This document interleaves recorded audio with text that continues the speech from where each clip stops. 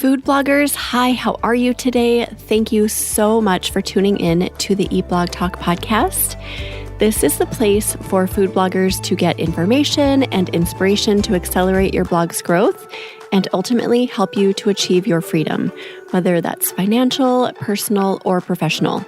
I'm Megan Porta. I have been a food blogger for 13 years, so I understand how isolating food blogging can be. I'm on a mission to motivate, inspire, and most importantly, let each and every food blogger, including you, know that you are heard and supported. You are going to want to download our bonus supercut that gives you all the information you need to grow your Instagram account.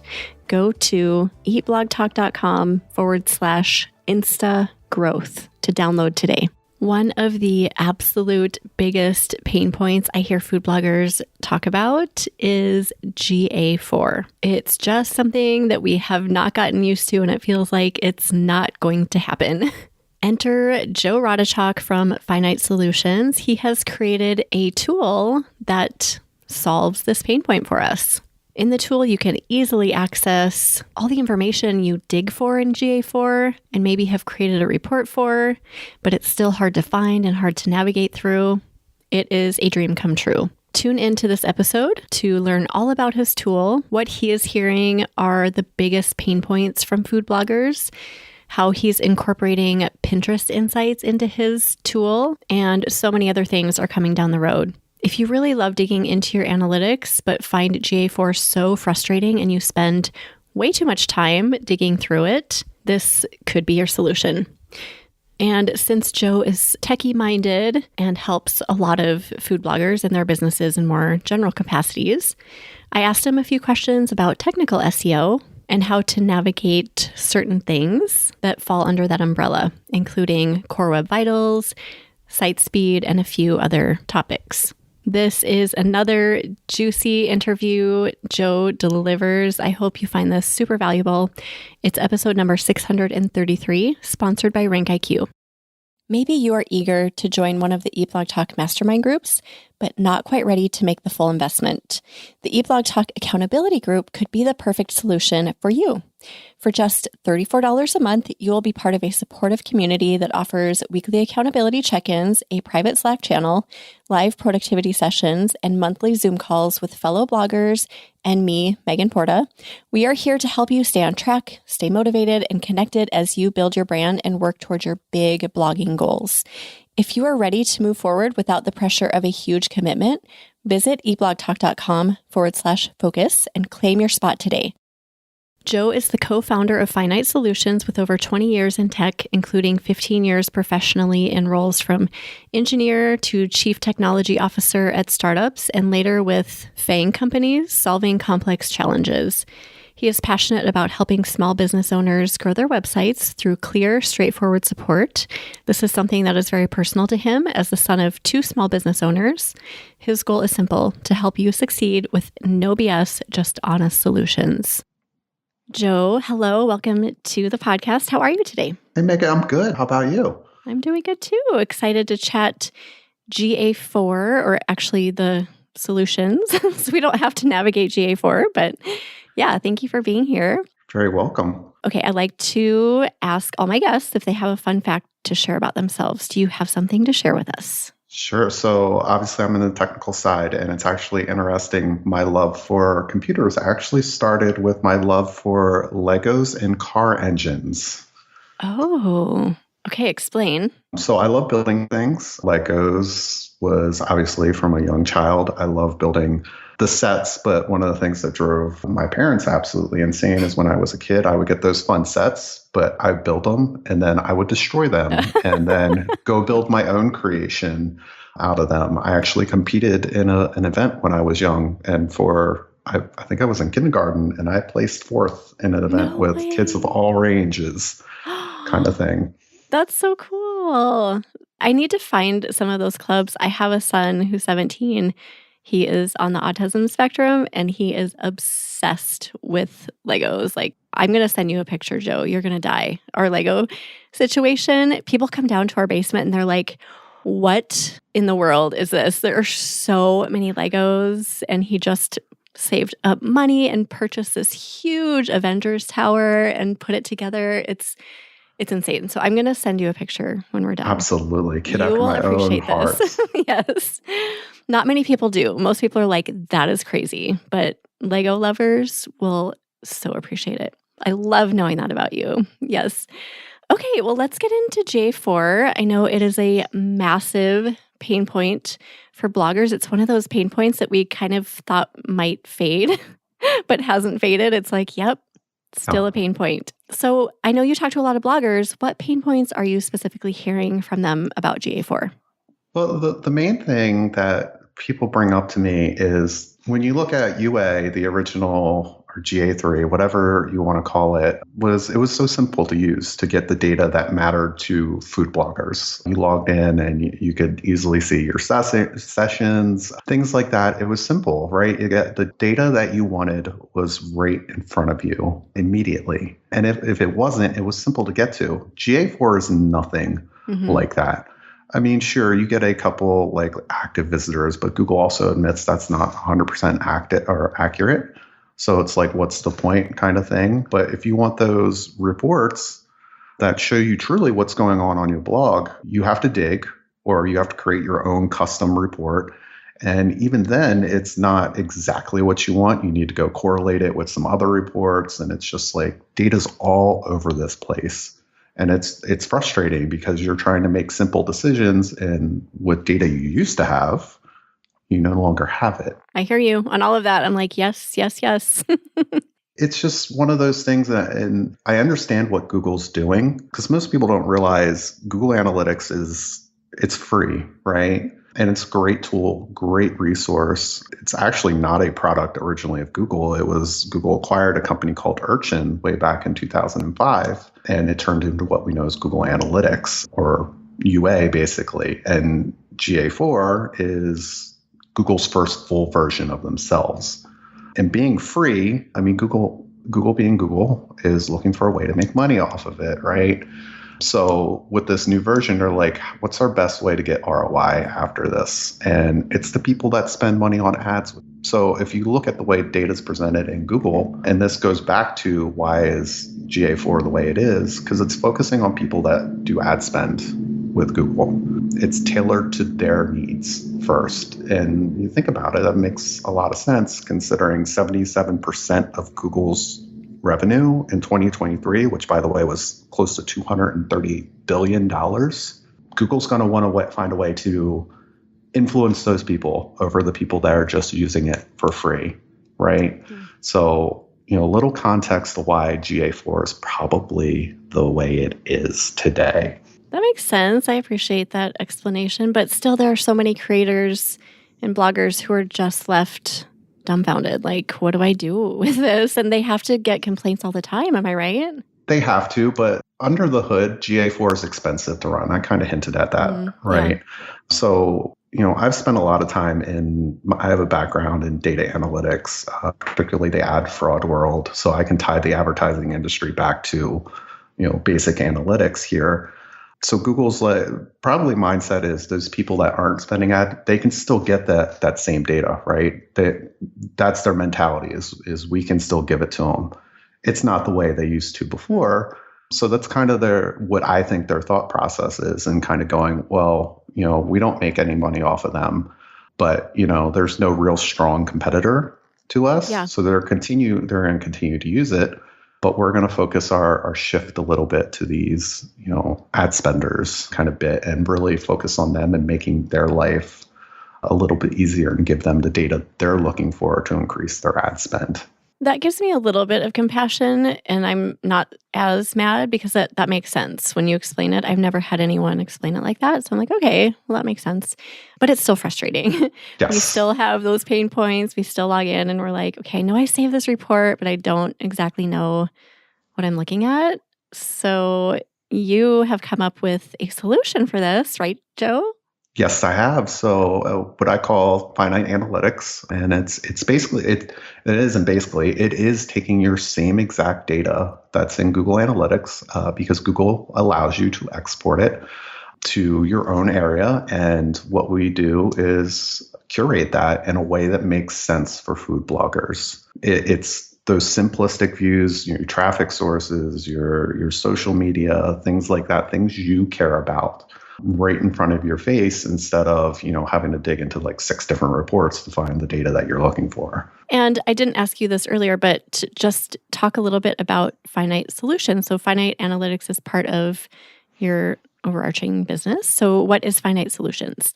Yeah, so Phynite Solutions started out as just what you would consider just one of those basic tech support companies, does web development, focusing on the blogging community. I have been supporting one in particular, food blogger, for probably close to 20 years. At this point, it was on and off side gig. And about 2 years ago, I decided, well, let's turn this into something bigger.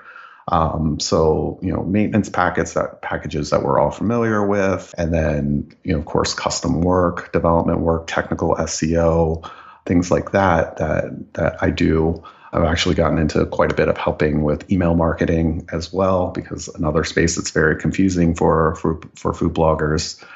Basically one-stop shop for support for your blog or anything else technical outside of that. And then, of course, hearing all the complaints about GA4 is what gave me the idea of, well, maybe there's something I could do here. I have the background in data plus software engineering. Let me see what I can do. And I stumbled across a way to do it and just spent some time into it. And with feedback from a lot of food bloggers, built the Phynite Analytics. So you have it in beta currently? I do. So the cool thing about beta right now is, so this started with an idea and my ideas of what this should be, and then getting it in beta, the initial reaction was awesome, but hearing the feedback that I would give on what would make this useful, focusing on what's best for food bloggers and the tweaks, the adjustments, and not for nothing, just the new ideas that are coming from people that I can't wait to be able to implement and get there. Yeah, because you've got all the tech knowledge, but the bloggers give you the actual this would be a great feature or other insights that you maybe didn't think of. Exactly. Like the basic reports of what's the main dashboard, which is a plethora of information right in front of your face, is what data is most useful to you, like most engaged posts, least engaged posts, your top social media networks, like just hearing what's important to you and kind of going through and saying, oh, that makes a lot of sense now. And that direct feedback and building this tool that's just going to be so useful for bloggers. Yeah. I'm curious if it takes a lot to maintain it, or is it just something that once you set up and people are on your analytics program that it's just kind of set it and forget it? So it's a little bit of set it, forget it. The big cog in the wheel is shocker, Google. So Google natively exports this data. So one of the things that I like to delineate for people is this, a lot of people will come out with is like, oh, I use the GA4 API to do stuff. You'll hear that a lot, to pull information and everything like that. We do it in a completely different way. We export it into data into our own side. That's why there's a cost to it, is we store that data in a way that allows us to manipulate that data in a very specific way to people. So and while it's a link between Google and us, it's still the reliance on Google. Like at the time we're talking right now, there's been quite the hubbub about some issues with GA4 numbers currently, and I'm currently monitoring to make sure, hey, is Google going to go fix that on my side as well, now that data's been exported, or am I going to have to go figure out how to bring that in sync again? Right. Oh, I didn't even think of that. Interesting. So I'm sure this is going to be a process for you to navigate this too, because it's fairly new. Yes. Yeah. So, I mean, the good news is I have a big background in, like I said, data analytics, but managing extremely large systems. Like I've worked at the large tech firms. They're called FANG companies: Facebook, Amazon, Netflix, Google. I've had experience there, so I know how to manage these complex systems, which is awesome to go along with it. But we're gonna make it easy so that you don't notice any of these things. You can just focus on what's going on your blog and make the optimizations that you need to. But if you do see, an issue or a question, or not for nothing, you need something, the whole idea behind this, and it's the whole idea of my business as a whole, Phynite Solutions, is to put a human behind it kind of thing. Is, all your responses go to me, all your questions go to me. There's no in between. Like, your feedback is heard directly by the person that's actually making this kind of thing, and give you that personable one-on-one of understanding what's going on. Yeah. I'm curious to hear what your feedback has been as far as favorite features in the analytics dashboard so far. So the two big things I would say is what we call the content overview section, which is really just a list of your top performing posts with metrics like page views, sessions, engagement rate, engaged sessions, with a nice graph at the top. Just being able to see what's performing there. It seems so simple, right? But it's actually hard to get in GA4, surprisingly. Mm-hmm.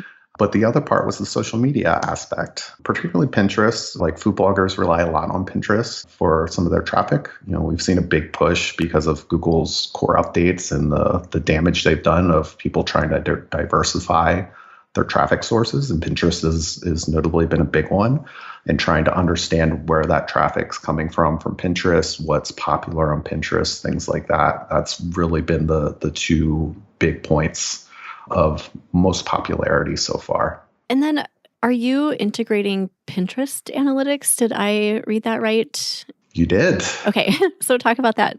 Absolutely. So let's talk about real quick what led to that. Is okay. One of the big things, and everybody kind of gave this feedback as a whole, but one of the beta customers was really interested on what pin is driving traffic, because you can optimize Pinterest that way, or you can understand what's going on, or even promote paid ads. I know a bunch of food bloggers do paid ads on Pinterest as well. So you used to be able to see this in UA, right, back in the day, which pins were driving traffic.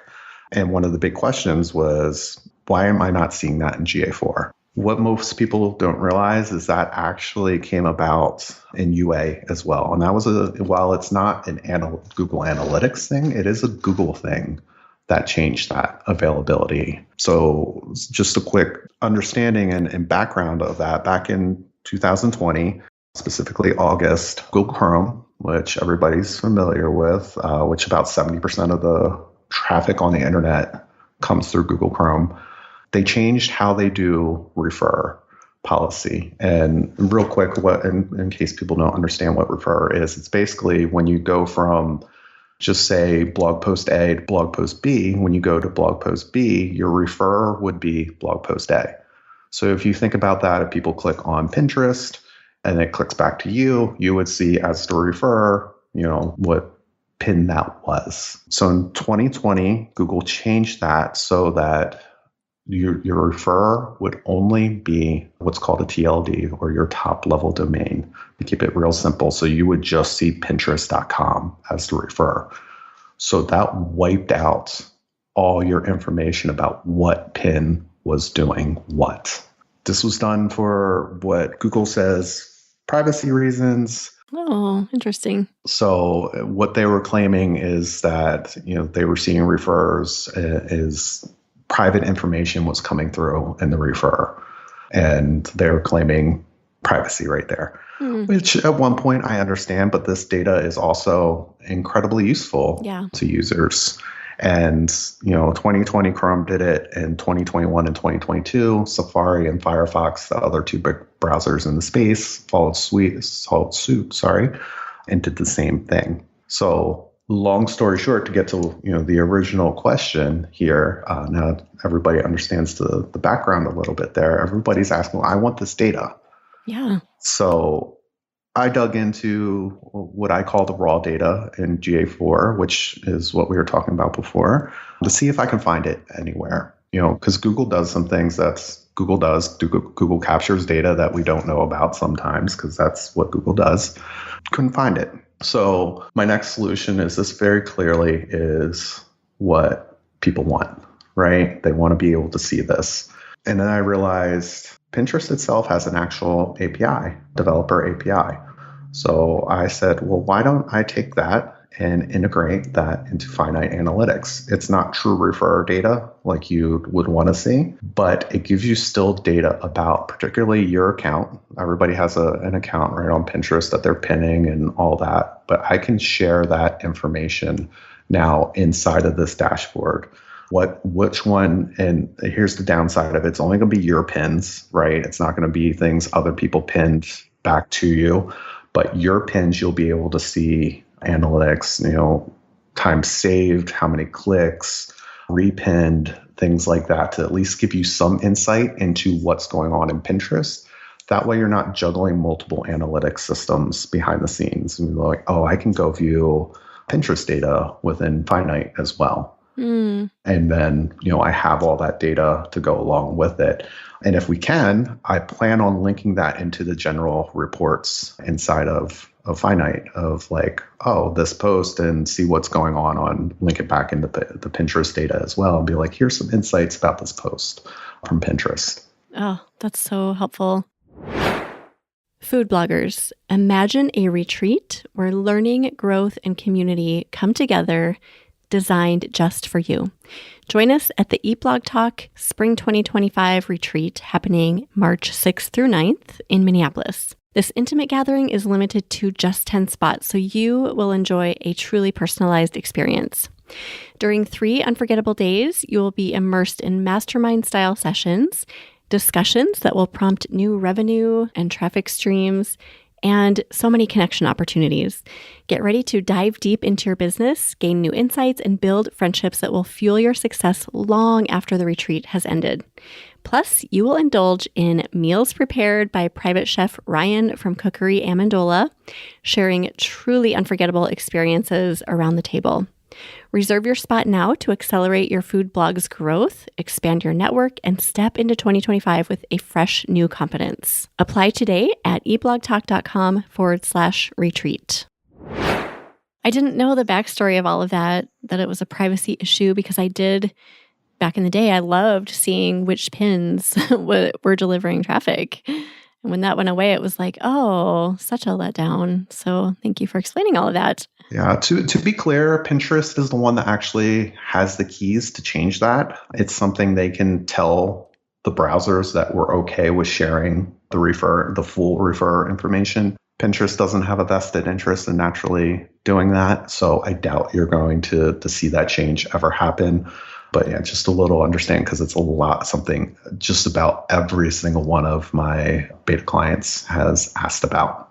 Yeah, that is great that you're investigating that. So thank you. We appreciate you techie people, by the way, so much. I'm sure you know that, but oh my gosh, I am not techie, and I just so appreciate you, Joe. Yeah, thank you. That's one of my whole things Yes. is let you guys, tech is my thing, food blogging is your guys' thing. I want you, my whole mantra is let you do what you love to do, and I will take care of the tech side for you. Oh, we appreciate that. So I'm part of your beta group, and can I tell you a few things I love about the analytics? Absolutely. Okay, so I love being able to click into content overview. Just a single click, you can see what top pages have brought traffic in any date range you want to specify. And then you can click into the URL and see, just with one click, you don't have to dig. You can see where everything is coming from: Pinterest, direct, Google, Facebook, etc. You can see the number of page views, sessions. I think that I love doing that. I just love clicking in, because I can't do that in GA4. It requires digging. And like you said earlier, even then it's like, wait, what am I even looking at? Also, I want to share a win. I think I shared this with you over email, but I was doing that. I looked into my top pages and I saw a URL in there that was super old, like top 5. And I was like, what? That's so weird. I literally have never seen this URL in the top ever. It was published, I think, originally in 2016. So it's really old. I just kind of published and forgot about it. It's a great recipe. So by clicking in, I could see that all of the traffic was coming from Pinterest. It was kind of viral, crazy, out of the blue. A fresh pin, but old URL. So by seeing that, I was like, okay, well, it's getting Pinterest traction. I'm going to go update the post so that Google can see it and maybe get some Google traction. So I did that. I put it through the Rank IQ optimizer. That's kind of my go-to thing. I updated photos, republished within just a couple of days. And it's not on page 1, but it used to be like page 50 or 60 on Google.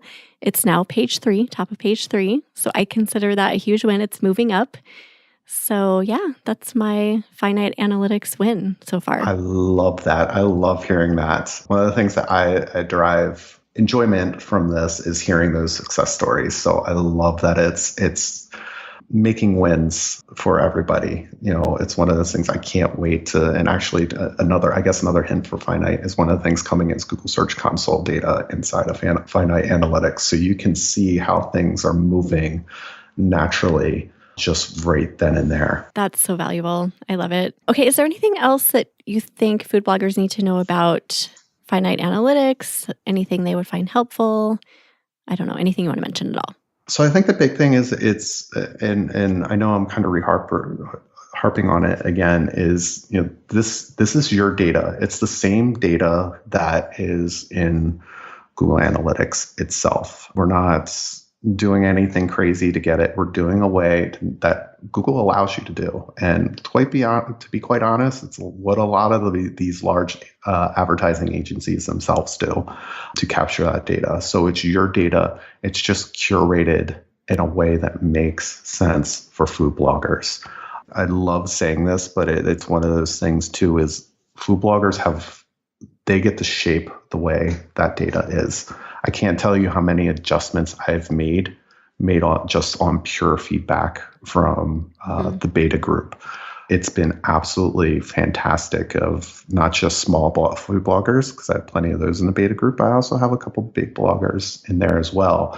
And just hearing and the feedback and going, oh my gosh, like everybody's talking about the same thing and the same pain points, and then fixing those pain points. And I love hearing that your feedback is not falling on deaf ears, because how many times have we gone to a company and been like, I like this, and they'll go, oh, I'll get to it. But no, but it never happens. Yeah. And I publicly share my roadmap for Phynite. I think we released that a week or two ago, and you can actually start to see the things that people have actually requested start to show up on those roadmaps, and what's coming and how is it coming. When we'll start to get into when and a little bit in the future, but right now it's just, we're not going to throw these ideas away. We're going to make sure that we share that your views are going onto that roadmap. Well, I think I can speak for all people listening and tell you that we so appreciate being listened to, being asked, being listened to, being heard, and then implementing the things that we say, because I feel like there's so many tools, so many services in our area where we have feedback, but like you said, it falls on deaf ears, nothing ever happens. There's so much to be said for that. And yeah, thank you, Joe. Thank you for being a part of it. Like it's really, because and to add to that, what I know about blogging is so different than the food blogging world. I have learned so much over the past, I don't know how many years because even running, the people that do these maintenance packages and everything like that, our websites are WordPress too. And I have some blog posts, nearly what food bloggers have, but understanding what works for me is so different than what works for food bloggers. Yeah, absolutely. So learning that and understanding that and just having these conversations has just been absolutely amazing. And I appreciate everybody that's shown interest and given that feedback. And please don't stop with the feedback. Yes.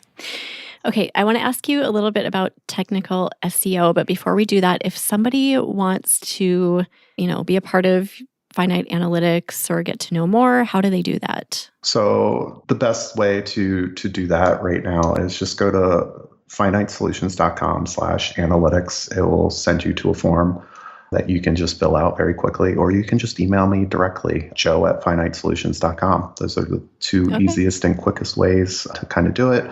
If you have questions up front, kind of thing, because there is a price to it. There is an introductory price for beta, but it's one of those things that we very, very, very interested in getting you on board. Yeah, cool. Okay, since we have you here and you are a techie guy, can I ask you a little bit about technical SEO? Pick your brain a little bit? Absolutely. Okay, I know you get a lot of questions about this. It's a biggie for food bloggers, especially if we're not into tech. Like I said, I'm not. What are some of the main questions that you get from food bloggers about technical SEO? This big thing is performance, the number one thing, and it all comes back to that wonderful Google thing again, core web vitals. This is the number one question about technical SEO is your site's performance and its impact on your ranking. I can't stress enough that it used to be one of those things, oh, Google's doing that. But now people are starting to realize, oh, Google's serious about doing that, and it is impacting my rankings. It's probably the number one thing, especially in Q4, when everybody's traffic and biggest time of the year, and it's like, oh my God, my traffic is slowing down. We go to dig in, and you're not passing core web vitals, and it's like, well, that's probably a big portion of it right there. So, what can we do on our end, or do you recommend just having a tech person who can look into this for us?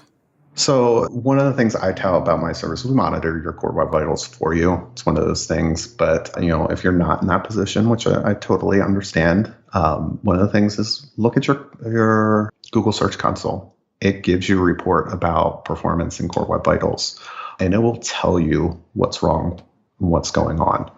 And you can very easily kind of disseminate, you may not know how to fix it yet, right? But it will tell you, hey, it's a CLS issue or a large LCP, large contentful paint kind of thing. And you can kind of look up on your own, like what those are, or you can start to reach out and be like, hey, I'm not, I don't need a maintenance package, but I need this fixed kind of thing. And you can pinpoint and save yourself some money, because a lot of times you just come to me and go like, well, my core web vitals are messed up. I'm going to have to spend some time figuring out what's wrong with your site first. But if you come at me and say, well, I have a bad LCP score, I'm like, oh, okay. Now I know where to look, and now I can optimize my time for you and figure out what's going on and get a fix going on with it. That makes sense. So doing a little bit of work on the front end, and you can just Google all of that, right? And find information. Yep, there's tons of information out there. Google being what Google is right now, most of the time you're going to end up in Reddit. But there is a lot of fantastic information on Reddit as well. Not to knock that, but I've been a Reddit user since it came out, and it's fun to see Google go, oh, because we know it's real content from real people. I was like, well, that should tell you something yourself there, Google. But it is really helpful information that you can find. Yeah, every time I see Reddit pop up when I'm looking for a recipe, I'm like, oh yes. No. Yes. Dang it. Yeah, I hear you though. Okay, so aside from core web vitals, what other questions do you get about technical SEO? I get a lot of questions about AI right now and AI scanning. And yes, that falls in the technical SEO bit, simply because AI can take so much away from you, right? There's the recipe scanning sites and all that. And that does fall into technical SEO, because that's going to impact, more competition is not a good thing, especially AI competition for you. So I get a lot of questions about AI and how does it impact my site. And to be clear, I'm not talking about AI like people writing content with AI. That's a whole different subject, another pain point, obviously, with food bloggers and the blogging community in general, but particularly the AI crawlers that have come out and essentially taking your content and either repurposing it or using it for training model on the AI side. I get a lot of those questions. So what advice do you have about that? Is there anything we can do? There is some things that you can definitely do. There are some tools out there. So most people, I'm going to assume at this point, you're somewhat familiar. You probably heard the name at least, Cloudflare. Most people have in the blogging community have Cloudflare at some point, regardless if it's through your host or you have it directly. They have some tools to limit it. But I always caution people, there is good AI bots out there, AI bots, AI crawlers. So just blanket blocking, while the immediate thought may be, this is great to do, right? I'm stopping AI. The bots that identify themselves are not necessarily the problem. So, like I mentioned before, I come from a world of ad fraud prevention, which comes obviously we have to do prevention. You have to understand how it's happening. And I mention this because I've done this the majority of my professional career is in the ad fraud space. The bots that you should be worried about are not the ones that are outright identifying themselves as bots. Those can be easily blocked or managed and, whitelisted or blacklisted kind of thing. So many bots, like especially the recipe index people, they are notorious for coming in and trying to look like a regular person, but in reality, they're stealing your content kind of thing. That's where it gets very tricky on stopping, very tricky on understanding what they're doing. I just know from the Facebook community, the big one, I forget the name of it off the top of my head, there's been a couple uproar posts, particularly about these recipe index things. And, I've been able to trap a couple of them for clients of mine, and come to find out they're saying they're an Android user from Chicago, Illinois. No, you're not. You're definitely another server trying to take my content. And that's what these really shady people are doing to basically aggregate and try and make money on their own side. So you said recipe index. So they go, how are they going about this? So I can't think of the name of one of those sites over the top of your head, but it's one of those ones where you go, find all these recipes. I know what you're talking about. Yeah.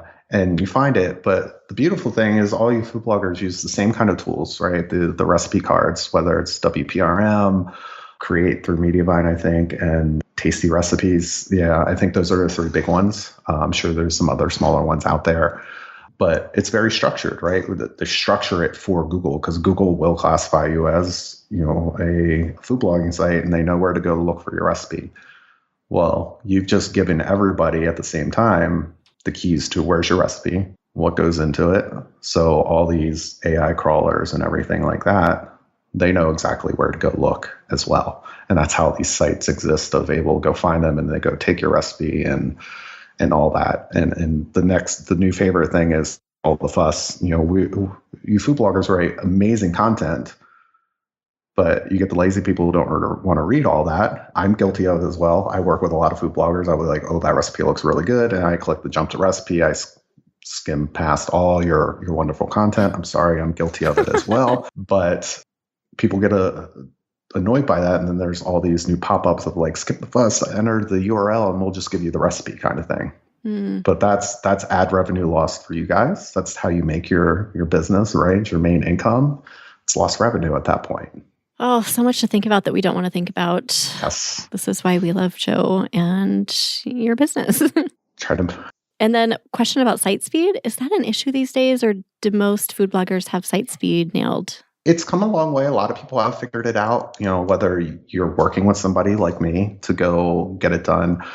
Themes have come a long way of being out of the box. I'll give them a little shout out. The Restored 316 themes that everybody loves right now.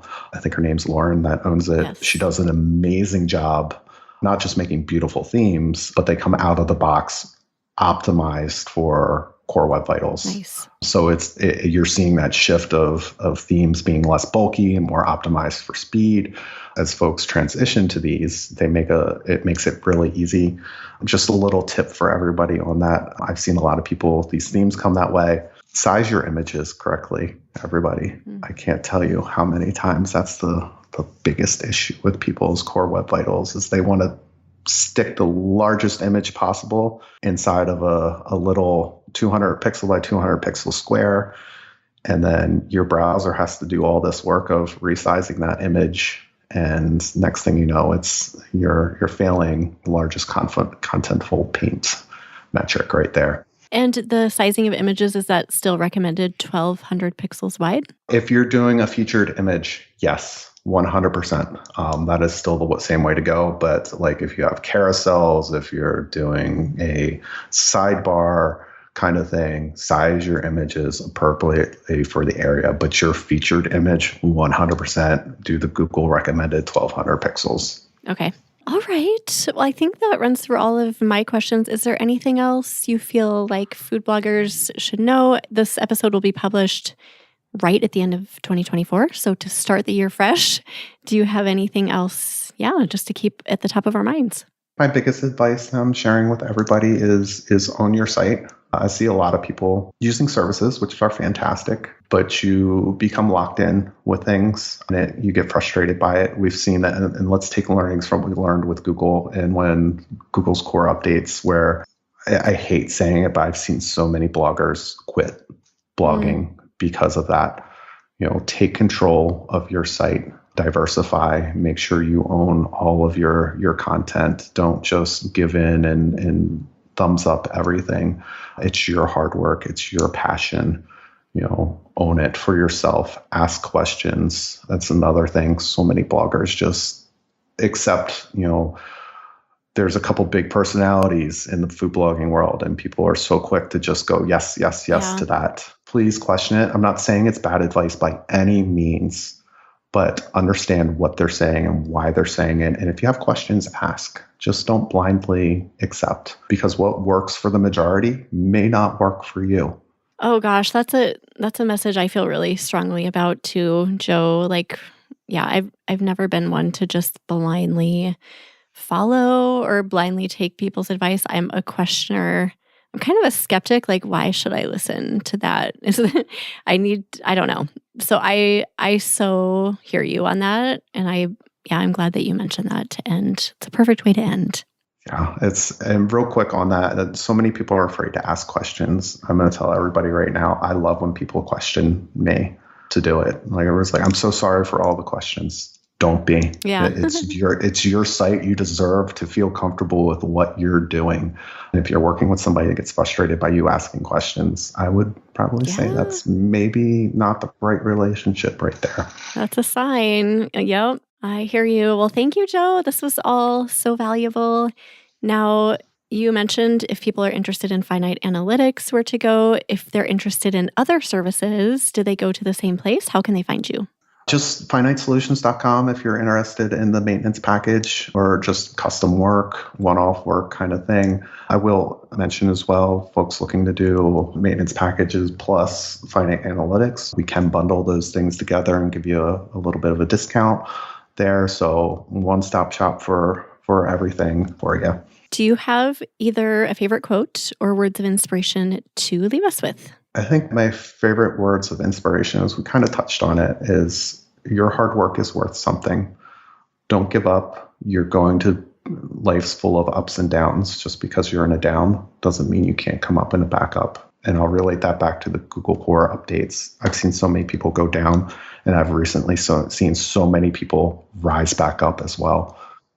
I guess to end on a quote there, even after the darkest nights, the sun still rises. So keep that in mind.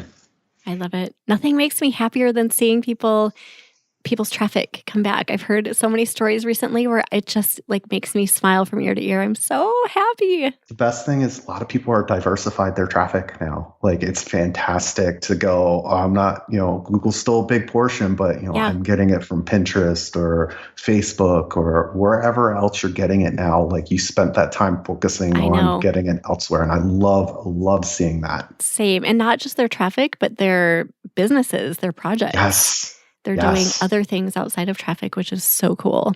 Oh, well, what a great conversation. Thank you so much for joining us today, Joe. And thank you for listening, food bloggers. I will see you next time. Thank you so much for listening to this episode of Eat Blog Talk. If you enjoyed this episode, I'd be so grateful if you posted it to your social media feed and stories. I will see you next time.